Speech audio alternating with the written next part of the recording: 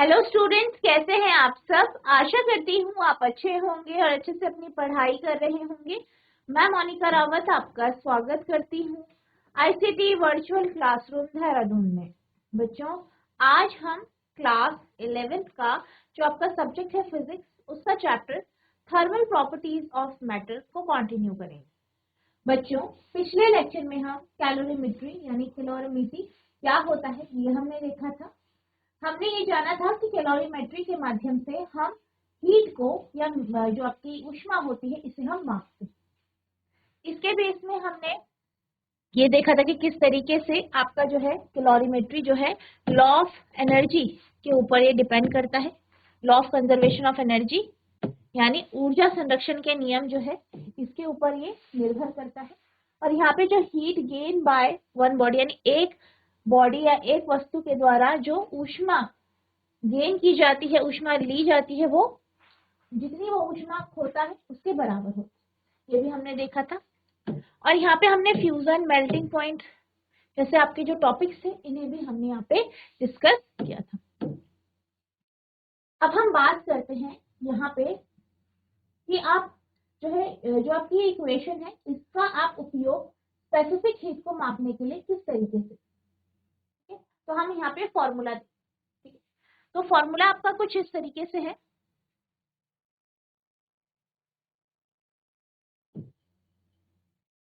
m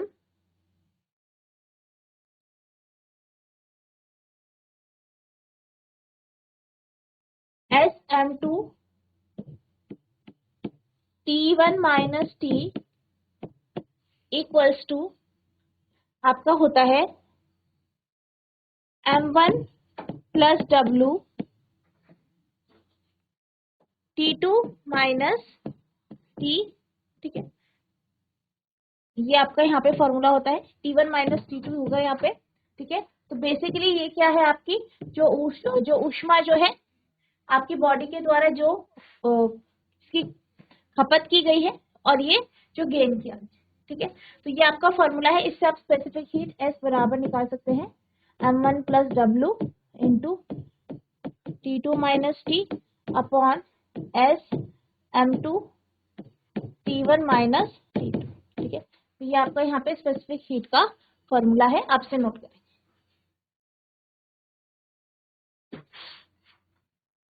अब हम चलते हैं क्वेश्चन की ओर। तो आपका क्वेश्चन है A sphere of 0.047 kg aluminium is placed for sufficient time in a vessel containing boiling water। यानी क्या किया गया है, एक स्फीयर लिया गया है, गोला लिया गया है जिसका आपको मास या द्रव्यमान दिया गया है, कितना है 0.047 kg, और उसको क्या करा गया है, एक गर्म पानी में रखा गया है, एक उबले हुए पानी में रखा गया है। So that the sphere is at 100 degree Celsius. अब इस तरीके से रखा है कि जो आपका ये गोला है ये 100 डिग्री सेल्सियस में टेम्परेचर में हो। It is then immediately transferred to 0.14 kg copper calorimeter containing 0.25 kg water at 20 degree Celsius. अब क्या किया गया, इसके बाद क्या किया गया, इसको रखा गया, कहाँ रखा गया 0.14 यानी 0.14 kg का जो कॉपर का कैलोरीमीटर था उस पे आपका ये रखा गया। और यहाँ पे जो पानी था वो 0.25 kg का पानी था और ये 20 डिग्री सेल्सियस में इसका तापमान रखा गया था। The temperature of water is rises and attains a steady state. तो यहाँ पे क्या होता है कि जो आपका पानी है वो टेम्परेचर बढ़ता है और वो एक स्टेडी स्टेट में आ जाता है, यानी 23 डिग्री सेल्सियस के टेम्परेचर में वो आता है। Calculate the specific heat capacity of aluminium. यहाँ पे आपको एल्यूमिनियम की स्पेसिफिक हीट कैपेसिटी निकालनी। तो यहाँ पे आपको क्या दिया गया है, एक स्फीयर है जिसका जो मास है, द्रव्यमान है वो 0.047 kg है और उसको हमने क्या करा, कुछ टाइम के लिए उबले हुए पानी में रखा। और जो स्फीयर है, जो आपका गोला है, उसका जो तापमान है वो 100 डिग्री सेल्सियस यहाँ पे हो गया। फिर क्या किया गया, इसे हमने दूसरी जगह रखा, किसमें रखा, कॉपर के तांबे के कैलोरीमीटर में, जिसका वेट था 0.14 kg। ठीक है, और इसमें जो पानी था उसका जो वेट था वो था 0.25 kg। और तापमान कितना था, टेम्परेचर कितना था, 20 डिग्री सेल्सियस। आपसे क्या पूछा गया है ये भी देख लेते हैं। यहाँ पे आपसे स्पेसिफिक हीट कैपेसिटी पूछी गई है एल्यूमिनियम की, और ये कहा गया है कि जो पानी का तापमान है वो बढ़ा, और कितने तक बढ़ा, 23 डिग्री सेल्सियस। ठीक है, तो सबसे पहले यहाँ पे जो इंफॉर्मेशन दी गई है उसे नोट करेंगे। तो यहाँ पे सबसे पहले आपको क्या दिया गया है, एल्यूमिनियम का मास, तो MAL, ठीक है, मास ऑफ एल्यूमिनियम, यानी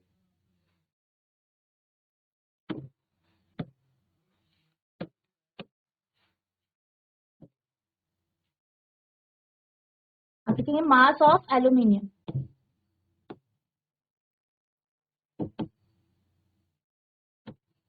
ठीक है, MAL कितना है, 0.047 kg। ठीक है, ठीक है। अब ये जो स्फीयर है इसका जो तापमान है, टेम्परेचर,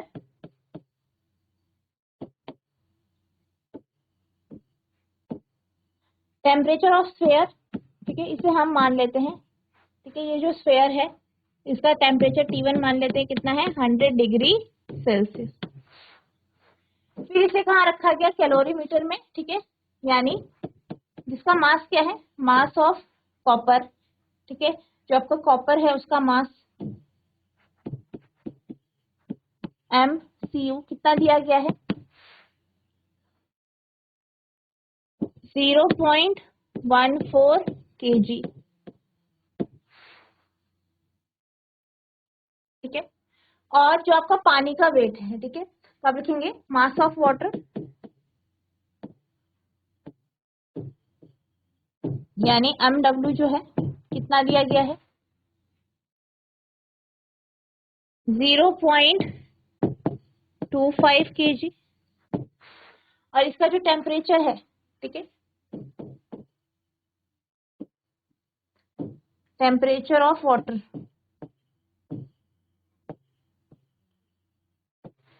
ठीक है, T0 कितना है, 20 डिग्री सेल्सियस। ठीक है, अब क्या किया गया है कि टेम्परेचर इसने अटेन किया है। ठीक है, बाद में, यानी हम बात कर लेते हैं, ये आपका T0 है। ठीक है, ये आपका T0 हो गया, ये T1 हो गया, अब T2। ठीक है, T2 टेम्परेचर, T2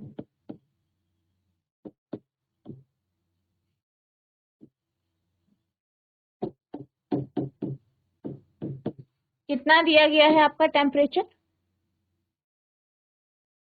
यहाँ पे 23 डिग्री सेल्सियस। ठीक है, तो इस तरीके से जो इन्फॉर्मेशन दी गई है उसे नोट करेंगे। ठीक है, ये आपको यहाँ पे इन्फॉर्मेशन दी गई है। इसके अलावा आपके पास जो है यहाँ पे SW का मान दिया गया है। ठीक है, SW का मान है आपका 4.18 इंटू 10⁻³ जूल पर केजी केल्विन। इसी तरीके से, ठीक है, ये वाटर का हो गया। आपके पास कॉपर का भी आपको दिया गया है स्पेसिफिक हीट, SCU कितना है, 0.386 इंटू 10⁻³ जूल पर केजी केल्विन। निकालना क्या है आपको, एल्यूमिनियम की स्पेसिफिक हीट आपको निकालनी है। ठीक है, ये सब चीजें भी आपको दी गई।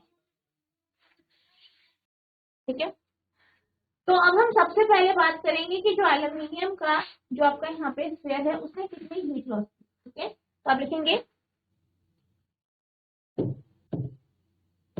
Heat lost by aluminium sphere.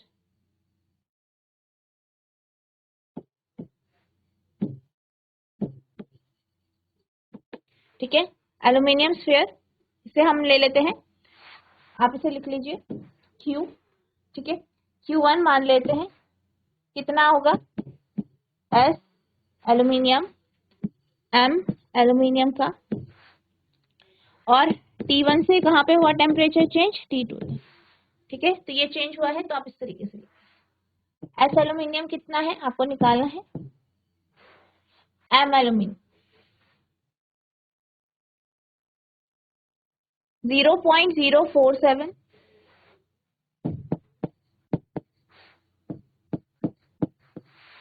T1 minus T2। T1 कितना है, 100 है, ठीक है, T1 आपका 100 है यहाँ पे, ठीक है, और T2 की अगर हम बात करें तो 23, ठीक है, 100 माइनस 23। सॉल्व करेंगे, S aluminium into 0.047 into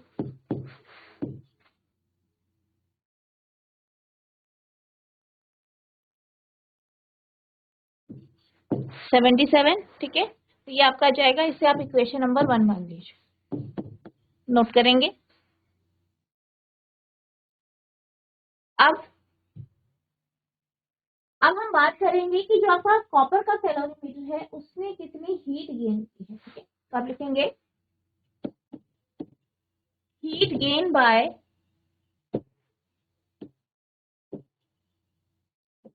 calorie metre of copper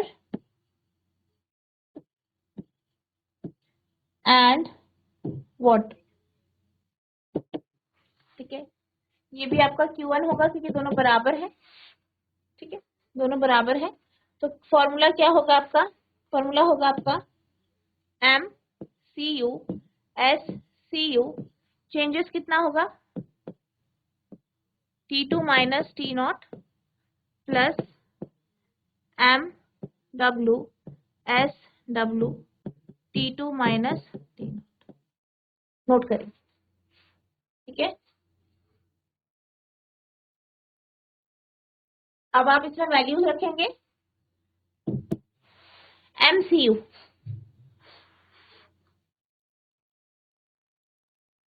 0.14, ठीक है, MCU कितना है आपका 0.14,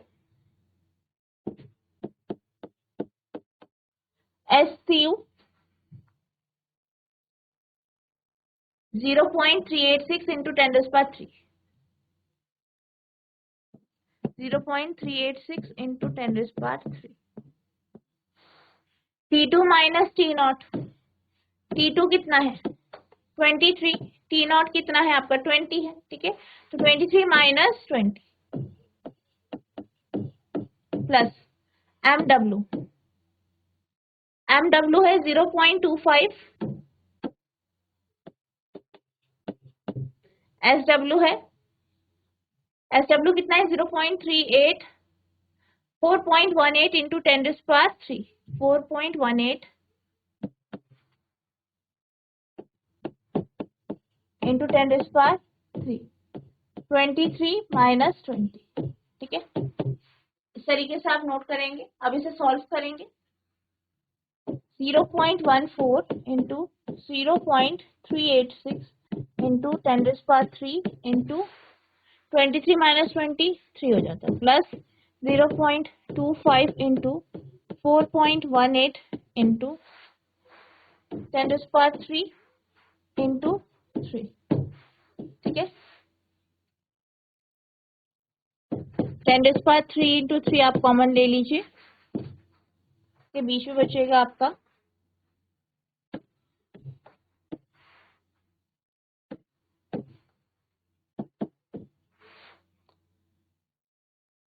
0.14 into 0.386 plus 0.25 into 4.18, सॉल्व कीजिए इसे,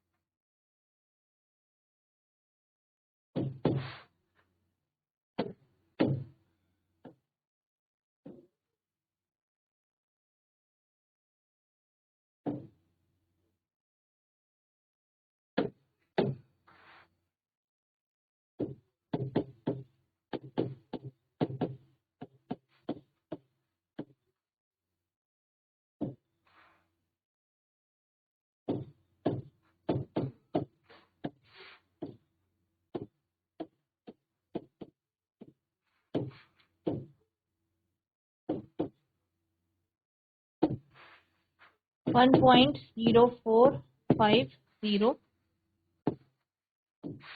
into 10⁻³ into 3।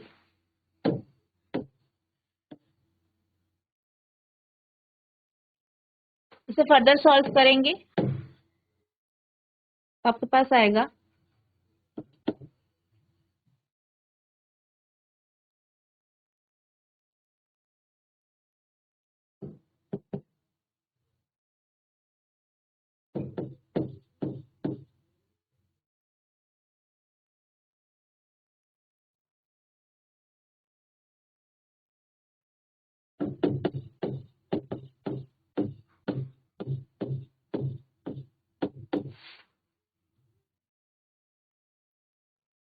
1.09904।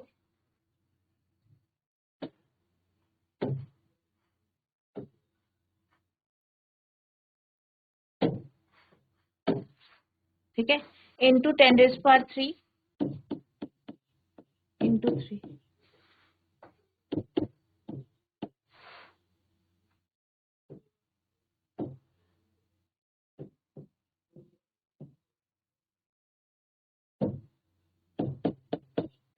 या आप लिख सकते हैं 3297.12। ठीक है, ठीक है, तो ये आपका आ गया जो। ठीक है, अब ये आपकी इक्वेशन नंबर 2 हो गई। ये भी आपका क्या है, Q1 है, और आपको पता है दोनों बराबर हैं, तो दोनों को आप इक्वेट कर देंगे, फर्स्ट और सेकंड इक्वेशन। ठीक है, तो यहाँ पे आपके पास आएगा S एल्यूमिनियम SAL, तो फ्रॉम 1 and 2 SAL इंटू कितना है, और 0.047 इंटू 77।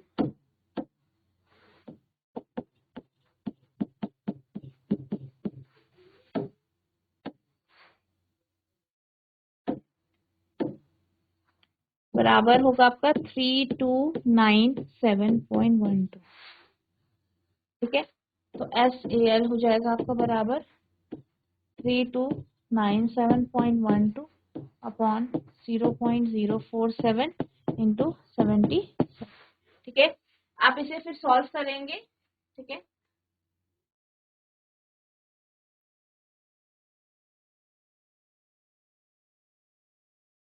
तो आपका आंसर आएगा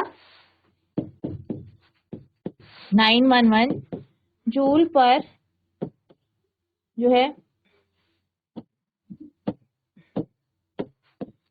जूल पर केजी पर केल्विन। ये आपका यहाँ पे S एल्यूमिनियम। ठीक है, नोट करें।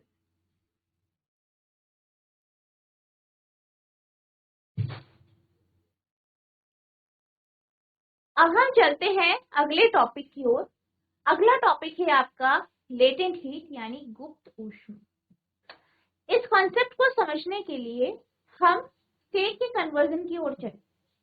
हमने क्या पढ़ा था, हमने ये कहा था कि जो आपका आइस होता है, ठीक है, बर्फ होता है वो, ठीक है, या अगर हम पानी की बात करें, सिंपली हमारे पास क्या है, पानी है, वाटर है। ठीक है, हमें ये पता है कि 0 डिग्री सेल्सियस पे जो ये पानी होता है ये बर्फ में परिवर्तित होता है, और 100 डिग्री सेल्सियस पे क्या है, इसका बॉइलिंग पॉइंट है, और ये स्टीम यानी भाप में या वाष्प में परिवर्तित होता है। अब अगर हम बात करें बर्फ की, तो बर्फ का टेम्परेचर 0 डिग्री सेल्सियस से नीचे होता है, जैसे -1, -2, -3। इसी तरीके से स्टीम का जो टेम्परेचर होता है वो 100 से ऊपर होता है, तो वो 100 से बनना शुरू होता है, 101, 102, 120, 130। ठीक है, तो इस तरीके से इसका तापमान होता है। अब जो हमने यहाँ पे फ्रीजिंग पॉइंट और बॉइलिंग पॉइंट की बात करी थी, उनको हम क्या कहते हैं, 0 डिग्री सेल्सियस। ये एक ऐसा टेम्परेचर है, ऐसा तापमान है जिसमें पानी जो है बर्फ में परिवर्तित हो जाता है, यानी इस टेम्परेचर में आपको जो पानी है वो लिक्विड की फॉर्म में, तरल की फॉर्म में, और सॉलिड यानी बर्फ की फॉर्म में भी मिलता है। इसी तरीके से अगर वाटर की बात करें, पानी की बात करें, तो 100 डिग्री सेल्सियस में आपको पानी भी मिलता है और स्टीम, यानी दोनों आपको मिलते हैं। यानी यहाँ पे क्या हो रहा है, इन तापमान में चेंजेस आ रहे हैं, टेम्परेचर में जो है क्या आ रहा है, चेंज आ रहा है। और इसमें टेम्परेचर के चेंज के साथ आपके जो है यहाँ पे जो है आपका जो स्टेट है, जो अवस्था है, पदार्थ की जो अवस्था है, उसमें भी परिवर्तन आ रहा है। अब मान लेते हैं हमारे पास आइस है, बर्फ है, जिसका तापमान मान लीजिए -10 डिग्री सेल्सियस। अब आपने क्या किया, इस आइस को, इस बर्फ को आपने क्या दिया, आपने ऊष्मा दी, हीट दी। ऊष्मा दी, ऊष्मा दी, क्या हुआ, इसका तापमान बढ़ा बढ़ा बढ़ा बढ़ा और क्या हुआ, फिर आपका -1 डिग्री सेल्सियस हुआ। फिर धीरे धीरे करके क्या हो गया, बढ़ के 0 डिग्री सेल्सियस हो गया। ठीक है, अब आप क्या देखेंगे, जैसे ही इसका तापमान 0 डिग्री सेल्सियस हो जाएगा तो उसके बाद आप हीट देने पे लगे हुए हो, लेकिन आपको किसी भी तरीके से जो है यहाँ पे तापमान में बढ़ोतरी नहीं दिखाई देगी, यानी कुछ समय तक आपको तापमान स्थिर यानी 0 डिग्री सेल्सियस ही मिलता है। क्या कहा गया है, बर्फ है, बर्फ -10 डिग्री सेल्सियस पे है, ऊष्मा दी गई, हीट दी गई, ऊष्मा दी गई, दिया आपने धीरे धीरे करके, तो क्या हुआ, तापमान बढ़ता है।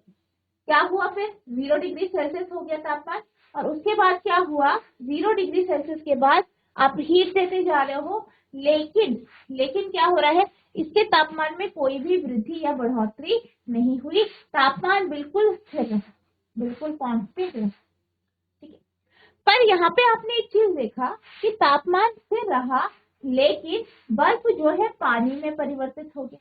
बर्फ किस में परिवर्तित हो गया, पानी में। ठीक है, बर्फ किस में परिवर्तित हो गया, पानी में परिवर्तित हो गया। तो यहाँ पे हम ये समझ सकते हैं कि जब 0 डिग्री सेल्सियस टेम्परेचर हुआ, 0 डिग्री सेल्सियस आपका तापमान हो गया है, तो जो हम ऊष्मा दे रहे हैं वो ऊष्मा जो है स्टेट को चेंज होने में यूज होगी, यानी अवस्था, जो पदार्थ की अवस्था है उसमें बदलाव लाने में वो जो है यूज हो। यही जो है, जो ये हीट है, ये किसने ऑब्जर्व किया है यहाँ पे, जो आपके मॉलिक्यूल्स, क्योंकि आप ये जानते हैं कि जो सॉलिड्स होते हैं, जो ठोस होते हैं, उनके अंदर अगर हम उसके कणों की बात करें तो उसके जो पार्टिकल्स या कण होते हैं वो बेहद क्लोजली पैक्ड होते हैं, बिल्कुल ऐसे। अब क्या हुआ, हीट दी 0 डिग्री सेल्सियस में, तो क्या हुआ, जो आप हीट दे रहे हो 0 डिग्री सेल्सियस में, वो इनके बीच में कार्य करने में वो ऊष्मा लग गई और आपके पार्टिकल्स थोड़ा जो है दूर दूर हो गए, या आपका जो है स्टेट में कन्वर्जन हो गया और ये लिक्विड में परिवर्तित हो गया, लिक्विड में परिवर्तित हो गया। तो यहाँ पे क्या हुआ है, यहाँ पे जो है ऊष्मा का उपयोग हुआ है स्टेट को चेंज करने के लिए। तो ये जो ऊष्मा है जो यहाँ पे जो है आपके बर्फ ने जो ली है ताकि वो पानी बन जाए, इसी को हम लेटेंट हीट कहते हैं। यानी जब भी किसी भी पदार्थ का जो है उसमें चेंजेस आते हैं तो वहां पे उसका तापमान स्थिर रहता है, लेकिन स्टेट में क्या हो रहा है, अवस्था में क्या आता है, परिवर्तन आता है। और ये जो अवस्था में परिवर्तन होते हुए जो हीट एब्जॉर्ब होती है, जो ऊष्मा अवशोषित होती है, उसी को हम लेटेंट हीट या गुप्त ऊष्मा कहते हैं। अब इसी तरीके से हम आगे बढ़ेंगे। हमने क्या किया, फिर इसका तापमान बढ़ाते गए, हीट देते गए, इसका तापमान बढ़ता गया और एक टाइम आया जब इसका तापमान क्या हो गया, 100 डिग्री सेल्सियस हो गया। अब जैसे ही इसका तापमान 100 डिग्री सेल्सियस हो जाएगा, उसके बाद आप हीट देते रहेंगे तो देखेंगे कि कुछ समय तक इसकी जो है यहाँ पे आपको तापमान में किसी भी प्रकार की बढ़ोतरी नहीं दिखाई देगी, बल्कि आपको क्या दिखाई देगा कि जो आपका पानी है वो वाष्प यानी स्टीम में परिवर्तित हो गया। ठीक है, तो इस केस में क्या हुआ, पानी आपको जो है पानी आपको लिक्विड की फॉर्म में और साथ ही साथ गैस यानी वाष्प की फॉर्म में, ठीक है, वाष्प की फॉर्म में या जो आपका वेपर्स है या स्टीम है उसकी फॉर्म में। तो यहाँ पे क्या हो रहा है, कुछ टाइम तक 100 डिग्री सेल्सियस तापमान रहा, लेकिन पानी क्या हो रहा है, वाष्प में परिवर्तित हो रहा है। ठीक है, तो क्या हुआ, जो आप हीट दे रहे हो, जो आप ऊष्मा दे रहे हो, वो स्टेट में या अवस्था में परिवर्तन होने में लग गई और आपका सारा का सारा पानी जो है वाष्प में परिवर्तित हो गया। तो यहाँ पे हमें दो चीजें दिखाई दी, एक 0 डिग्री सेल्सियस और एक 100 डिग्री सेल्सियस में क्या हो रहा है, स्टेट में चेंजेस आ रहे हैं जिस कारण तापमान स्थिर रहा, जबकि हम यहाँ पे क्या दे रहे हैं, ऊष्मा दे रहे हैं। तो यहाँ पे जो ये ऊष्मा अवशोषित हुई है वो जो है छिपी ऊष्मा या लेटेंट हीट के रूप में आपकी अवशोषित हुई। और ये कहाँ पे होता है, ये कहाँ पे एब्जॉर्ब होती है, आपका जब है आपका स्टेट चेंज हो रहा होता है, यानी जब फ्यूजन होता है, सॉरी मेल्टिंग होता है, यहाँ पे मेल्टिंग की बात करते हैं, और जब आपका क्या होता है यहाँ पे आपका जो है बॉइलिंग हो रहा है, तो इस समय आपको ये यहाँ पे दिखाई देता है। इसी तरीके से अगर हम विपरीत चलेंगे, वाष्प है उसे आप ठंडा करते हो, यानी आप हीट ले रहे हो, यानी वहां से आप हीट को एक्सट्रैक्ट करो ले रहे हो, ठीक है। तो क्या होता है पानी फिर क्या होता है 100 डिग्री सेल्सियस में आप देखते हो कि आप हीट ले रहे हो लेकिन उसका टेम्परेचर स्थिर है, तो वो जो आपको हीट मिल रही है उस समय वही आपकी गुप्त ऊष्मा है। फिर ये पानी में परिवर्तित हुआ, फिर धीरे धीरे करके आपने जो है ऊष्मा लेते गए, निकालते रहे, तो 0 डिग्री सेल्सियस हो गया। अब यहाँ पे क्या हुआ, फ्यूजन हो रहा है और आप ये देखते हो आप हीट जो है निकाल रहे हो, लेकिन क्या हो रहा है, लेकिन फिर भी यहाँ पे तापमान में किसी भी प्रकार की गिरावट नहीं हुई है, यानी जो इस समय आप हीट निकाल रहे हो वो क्या है, लेटेंट। तो लेटेंट हीट क्या होती है, लेटेंट हीट या गुप्त ऊष्मा वह ऊष्मा है जो कि पदार्थ के में जो है उसकी जो फेज है या उसकी जो अवस्था है उसमें परिवर्तन ला, ठीक है। यहाँ पे आपके तापमान में बढ़ोतरी नहीं होती है बल्कि स्टेट या अवस्था में ही बढ़ोतरी होती है, तो ये आपको ध्यान रखना, ठीक है। अब हम देख लेते हैं कि आखिर आपकी गुप्त ऊष्मा या लेटेंट हीट क्या है, ठीक है। Latent heat is defined as the heat or energy that is absorbed or released during a phase change of substance. Latent heat यानी गुप्त ऊष्मा क्या होती है, ये एक प्रकार की ऊष्मा या एनर्जी है, ऊर्जा है, जो कि जब फेज चेंज होता है तब एब्जॉर्ब होती है या रिलीज होती है या निकलती है या उत्सर्जित होती है। It could either be from a gas to a liquid or liquid to a solid and vice versa.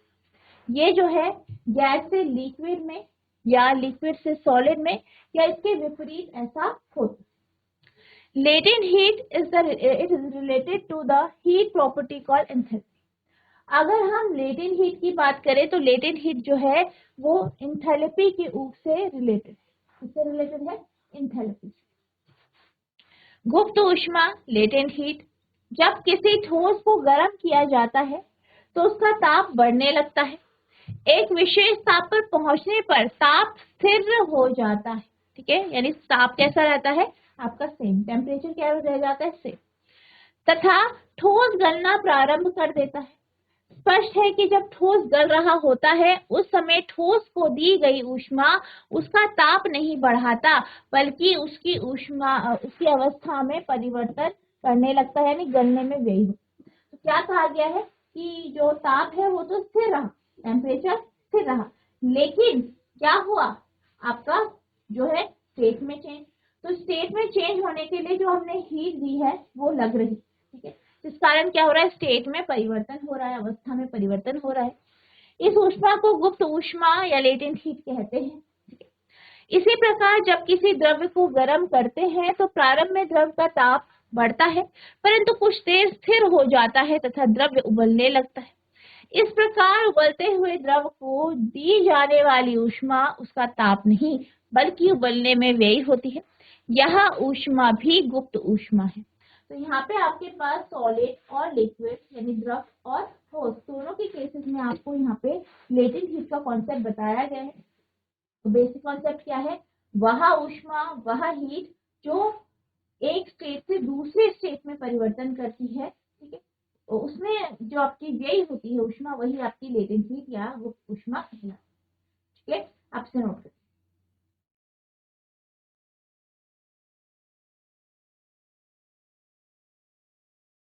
The heat required during the change of state depends upon the heat of transformation and the mass of the substance undergoing a change of state. क्या कहा गया है, अब क्या हो रहा है, state में चेंज हो रहा है।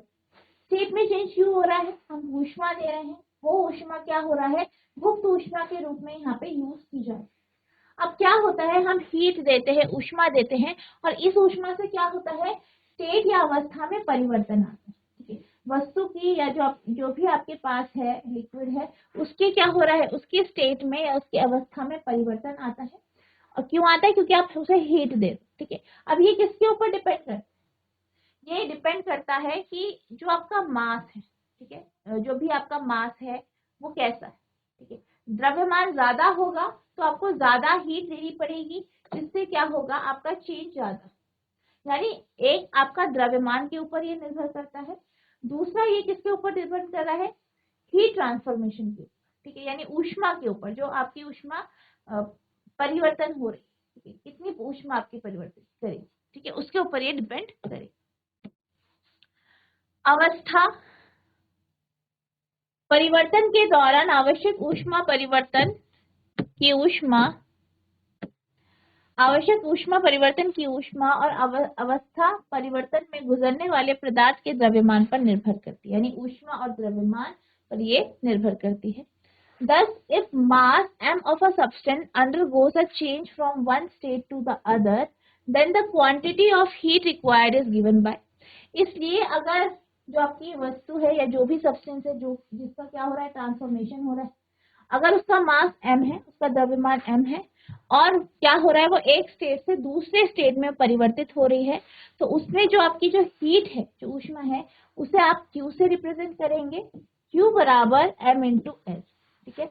इस प्रकार यदि किसी पदार्थ का द्रव्यमान m है तथा अवस्था में दूसरी अवस्था में परिवर्तन गुजरता है, तो आवश्यक ऊष्मा की मात्रा को इस प्रकार दिया जाता है, Q बराबर m इंटू एल या L बराबर Q अपॉन m, जहाँ पे L क्या है, L is known as latent heat and is characteristics of substance, और ये किसके ऊपर निर्भर करता है, पदार्थ के ऊपर, यानी आपका पदार्थ कैसा है उसके ऊपर आपका लेटेंट हीट निर्भर करता है।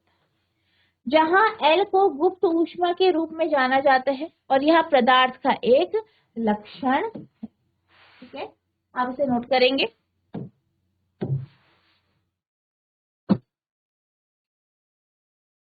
अब अगर हम इसकी लेटेंट हीट की यूनिट की बात करें तो लेटेंट हीट की जो यूनिट होती है वो आपकी होती है जूल पर केजी, जूल प्रति KG. The value of L also depends on the pressure. Its value is usually quoted at standard atmospheric pressure, ठीक है। तो L क्या है, L का जो वैल्यू है वो किसके ऊपर डिपेंड करती है, प्रेशर यानी दाब के ऊपर निर्भर करती है, और इसे ज्यादातर जो है स्टैंडर्ड एटमॉस्फेरिक प्रेशर में दिया जाए। The latent heat for a state change is called latent heat of fusion. अब क्या होता है, जब भी आपका स्टेट में परिवर्तन होता है, ठीक है, उसमें जो आपको लेटेंट हीट दी जाती है वो आपकी लेटेंट हीट ऑफ फ्यूजन होता है। लेटेंट हीट ऑफ फ्यूजन का मतलब ये है कि जो आपका परिवर्तन हो रहा है वो कैसा हो रहा है, लिक्विड से सॉलिड की तरफ, द्रव से ठोस की ओर, ठीक है, द्रव से इधर ठोस। जब द्रव्य से ठोस की ओर होता है तो हम इसे क्या कहते हैं, लेटेंट हीट ऑफ फ्यूजन, ठीक है। और that for a liquid gas state, अब क्या होता है, जब लिक्विड से आपका गैस में चेंजेस होता है तो इसे क्या कहते हैं, latent heat of vaporisation LV, इसको क्या कहते हैं, latent heat of vaporisation. These are often referred to as heat of fusion and heat of vaporisation, इसको हम हीट ऑफ फ्यूजन और हीट ऑफ वेपोराइजेशन भी कहते हैं। L का मान दाब पर भी निर्भर करता है, इसका मान आमतौर पर मानक वायुमंडलीय दाब पर उद्धृत किया जाता है। अवस्था परिवर्तन के लिए गुप्त ऊष्मा के संलयन की गुप्त ऊष्मा LF कहा जाता है, और तरल गैस अवस्था परिवर्तन के लिए वाष्पीकरण की गुप्त ऊष्मा LV कहा जाता है। इन्हें अक्सर संलयन की ऊष्मा और वाष्पीकरण की ऊष्मा के रूप में भी जाना जाता है, ठीक है, इसे आप नोट करेंगे।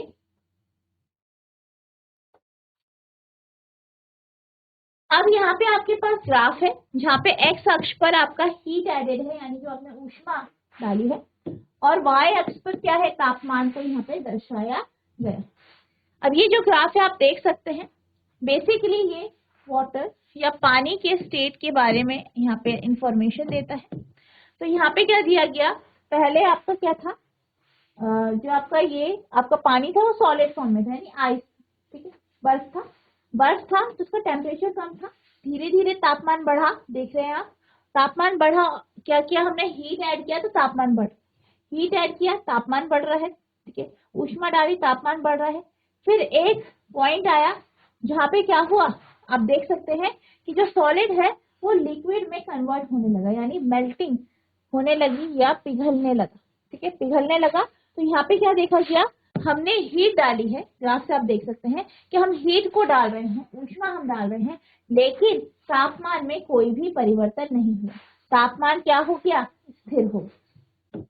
अब एक और पॉइंट आया, ठीक है, जहां तक क्या था, तापमान स्थिर था, यानी 0 डिग्री सेल्सियस था। और फिर क्या हुआ, हमने फिर हीट डालने लगी और इसका फिर क्या हुआ, तापमान बढ़ने लगा और आपका जो सॉलिड है वो पूरी तरीके से लिक्विड में यहाँ पे कन्वर्ट हो चुका है, ठीक है, इस वाले एंड में। तो ये लिक्विड में हुआ कन्वर्ट, लिक्विड है। अब तापमान बढ़ाते गए, तापमान बढ़ता गया, हीट बढ़ा देते गए, तापमान बढ़ता गया। फिर क्या हुआ, एक पॉइंट आया 100 डिग्री सेल्सियस पे, जहां पे क्या हुआ, आपका जो है आप हीट दे रहे हो, ऊष्मा दे रहे हो, लेकिन तापमान में किसी भी प्रकार की बढ़ोतरी नहीं हुई, तापमान स्थिर रहा 100 डिग्री सेल्सियस में। और क्या हो रहा है, धीरे धीरे करके आपका जो लिक्विड है, तरल है या जो द्रव्य है, वो गैस में परिवर्तित हो रहा है, गैस में परिवर्तित हुआ। फिर क्या हुआ, हम हीट दे रहे हैं तो एक लिमिट के बाद क्या हुआ, हम हीट देते गए और क्या हुआ, जो आपका पानी है या जो भी पदार्थ है वो गैस में परिवर्तित हो गया। तो आप इस ग्राफ से बिल्कुल अच्छे से समझ सकते हैं कि हम क्या कर रहे हैं, हम हीट ऐड कर रहे हैं और कुछ ऐसे केसेस है जहाँ पे तापमान में बढ़ोतरी नहीं हो, वहीं पे क्या हो रहा है, आपका मेल्टिंग या वेपोराइजेशन। और अगर हम इसके विपरीत चले तो कंडेंसेशन और फ्रीजिंग, ठीक है, ये आपका इस तरीके से आप इसे नोट करें।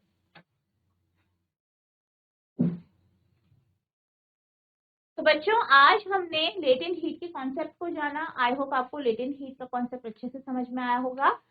हमने इसे डिटेल में ग्राफ के माध्यम से देखा, साथ ही साथ इसका फॉर्मूला भी जाना। आई होप आपको ये सारे टॉपिक क्लियर हुए होंगे, आपने इसे नोट भी किया होगा। आपको इन सब टॉपिक्स को रिवाइज करना है। अगर आपको कोई भी डाउट होगा तो नेक्स्ट लेक्चर में आप पूछ सकते हैं। तो बच्चों आज के लिए बस इतना ही, मिलते हैं आप नेक्स्ट सेशन में, तब तक के लिए thank you and have a nice.